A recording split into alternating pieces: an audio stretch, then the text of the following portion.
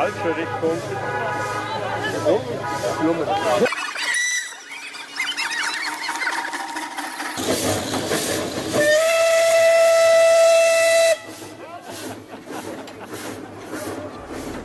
این هفته خبر تو خبر داره براتون از شلتاق پلتاق آخوندا در باطلاق برجام و شیخ فری که بعد از تمدید تحریما و سیخ و سنبه های دلواپسان باز هم به صحنه اومد و شروع کرد به حلوا کردن برجام.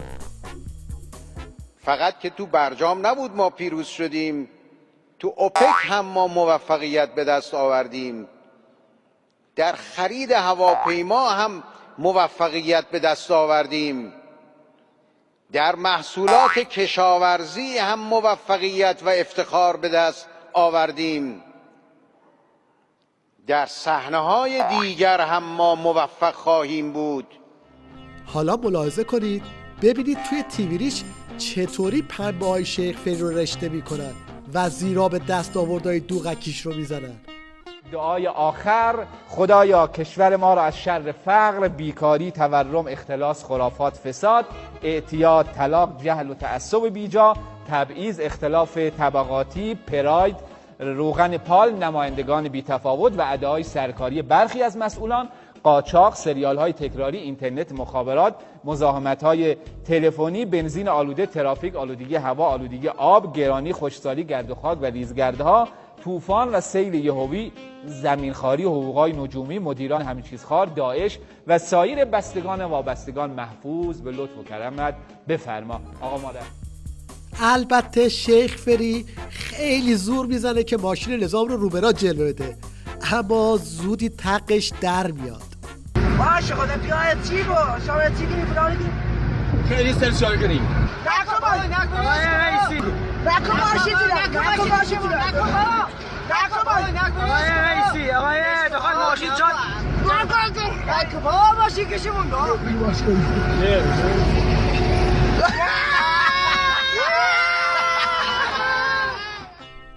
ببینید کار به کجا کشیده که نوع‌های بسیجی ها هم برجامی شده و واسه جام زر اینجوری ذکر مصیبت میخونن. برجام آرزوهای مرا بردی، برجام دم به دم مرا تو آزردی، برجام نه تموم نمیشه تحریم ها، برجام وعده دروغ آمریکا. خلاصه ای که عظما اولش به سمت استخر زهر شیرجه رفت، اما وسط کار پشیمون شد.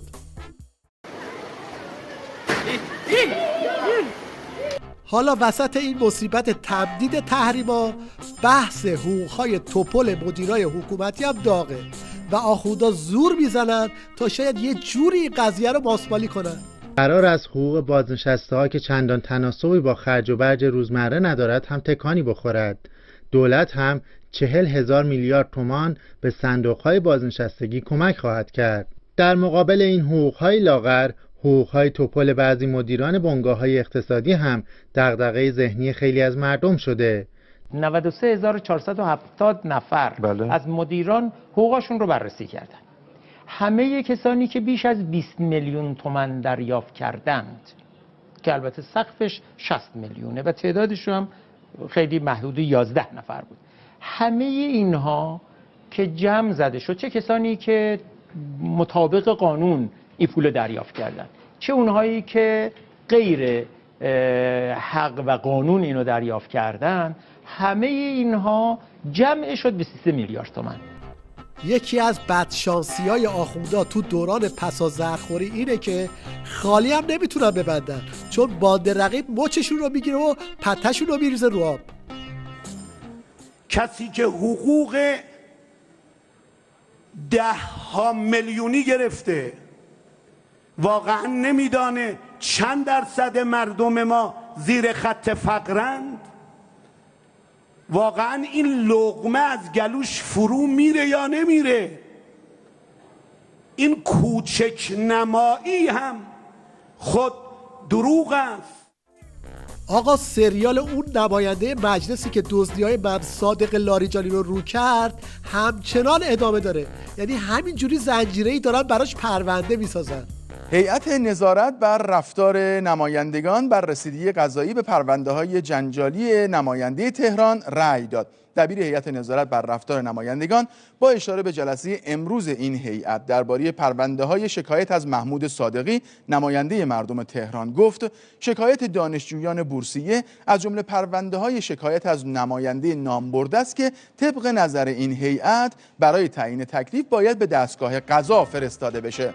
اما از اونجایی که وضع نظام خیلی شلمشورباه و طلسم ولایت هم خرد و خاکشیر شده، نماینده قضایی عین خیالش نیست و رئیس قوه قضاییه رو اینجوری خط خطی میکنه. آقای رئیس قوه قضاییه این مزخرفات چی درباره من گفتی؟ گفته پرسیدن گفتن وجه قانونی و شرعی این حسابات چیست؟ خیلی سوال عجیبیه. یعنی بعد گفته صحبت وقیحانه یک نماینده فراکسیون عمومی، قبلشان گفته آمریکا، اسرائیل، فتنه، کلینتون، کوفت و زهرمار.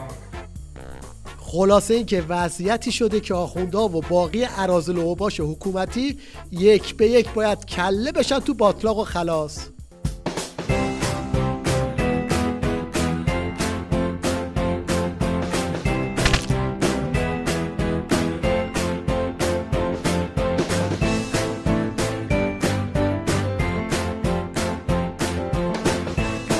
حالا دو کلمه از ولی فقیه هپروتی بشنویم که معلوم جنس مرغوب مصرف کرده و حسابی توهم زده. طبق محاسبات بین المللی که اعلام رسمی هم میکنند سرعت پیشرفت علمی کشور ما 11 برابر یا 12 برابر متوسط دنیاست. این چیز کمی نیست. این رو مخالفین ما میگن، دشمنان ما اون رو اعلام میکنن.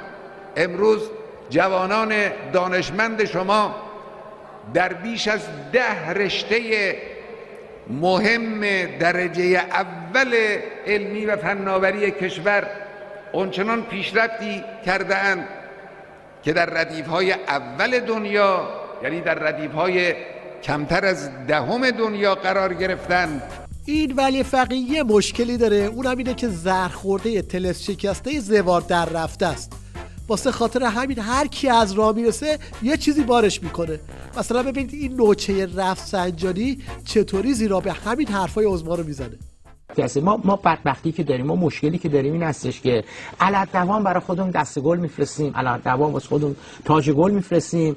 منتها اشکال اساسی این هستش که اون وقت باورمون میشه که ما مثلا پیشرفته هستیم، نمیدونم گرفتیم، زدیم، بستیم، نمیدونم دنیا احساس میکنه که ایران مثلا چقدر رشد کرده.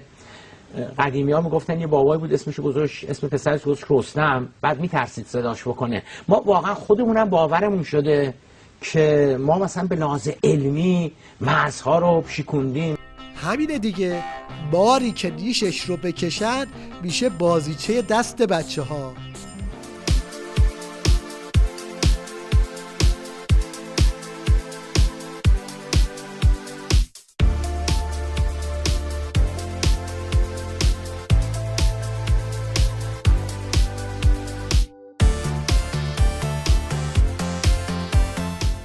اما دلواپسای دو آتیشه‌ای مثل این پاسدار عباسی به این سادگی آبشون با جام زهریا توی جوب نمیره و عربده میکشن. چه عربده‌ای!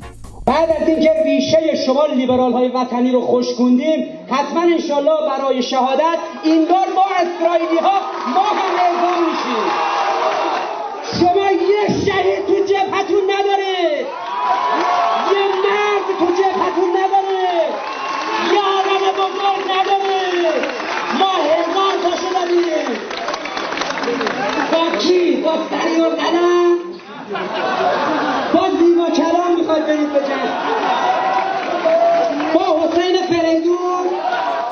اینا مثلا قرار بود پایه های نظام ولایت رو بتون ریزی کنن، اما ببینید حالا کارشون به کجا کشیده.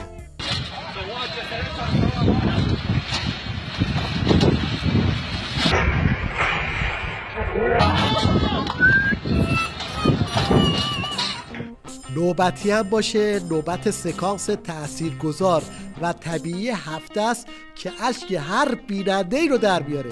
ببینید وزیر کشور کابینه شیخ فری نقشش رو توی این سکانس چقدر طبیعی بازی کرده.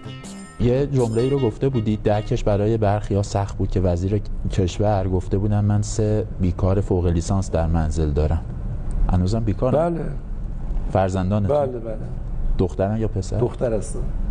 پسرم شاغل الحمدلله. شاغل باورش سخته دکتر. بله چون اتفاقا بعد از این موضوع چندین نفر به من پیشنهاد کردن که ما حاضریم بچهای شما را استخدام بکنیم. منم واقعا به اونا گفتم اگه شما حاضر فرزند من استخدام کنید به فرزندای دیگران استخدام کنید. بیکار زیاده. من اگر می‌خواستم از رابطه استفاده کنم که حتما استخدام شده بودم تا بعد. سریال ترسناک فضای مجازی همچنان ادامه داره و جیغ مهره‌های ریز و درشت نظام از این داستان به هواست. دادستان کل که امروز به نشست تخصصی معاونان دادستان‌ها و بازرسان پلیس فتا رفته بود، دل پری از مسئولان و دستاندرکاران فضای مجازی داشت. دولت محترم، در این فضای آلوده و در این گردابه‌های مهلک شما نجات غریقید. برسیم به فریاد جوانهایی که دارن تو این فضا غرق میشن. ترس اینا از اینه که از وسط این فضای مجازی یهو یه چیز حقیقی بزنه بیرون و اون وقت همشو باید الفرار.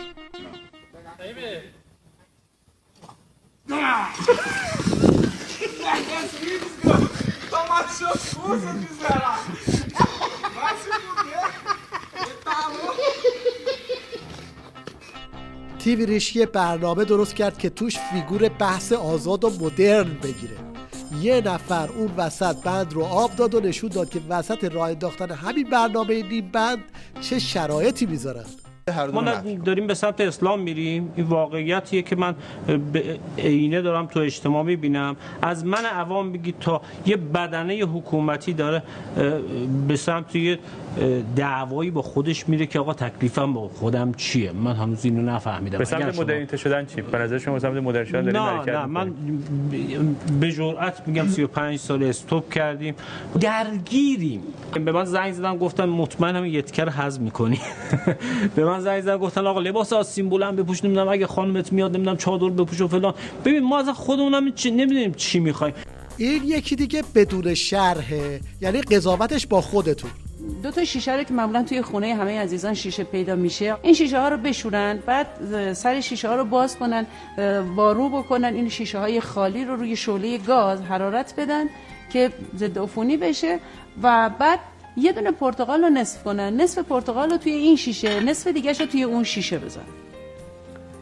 بعد بیان برچسب روی اینا بزنن، یعنی از کلماتی که به طور عادی توی زندگی استفاده میکنن روی اینا برچسب بزنن و بعد اینا درش رو ببندیم بذارین روی میزتون. روی اون یکی دیگه پرتقاله هم بیاین برچسبای خوب بزنید، اون چیزایی که اگر فرزندتون بهترین بود بهش میگفتید و بعد این دوتا رو بذارین روی میزتون یا توی آشپزخونه، خونه، هر جایی توی هر محیطی که خودتون زندگی میکنید. شگفت انگیزه. از روز 3 متوجه میشید اینی که با بارهای منفی دستور دادید، احساسات بدتون رو بهش منتقل کردید، از روز 3 یا 4 شروع میکنه به کپک زدن. این نیمه همون پرتقالیه که 2 ماه پیش دوستان ما این کار رو انجام دادن و نیمه پرتقال سالم در اثر افکار ما تبدیل به کپک شده، در حالی که نیمه دیگه این پرتقال که همزمان با اون توی این بطری بوده در یک شرایط محیطی دو یه پرتقال بودن، نیمه همدیگه بودن، اما کلماتی که ما این برای این پرتقال به کار برده بودیم باعث شد این نصفه شروع کنه به کپک زدن.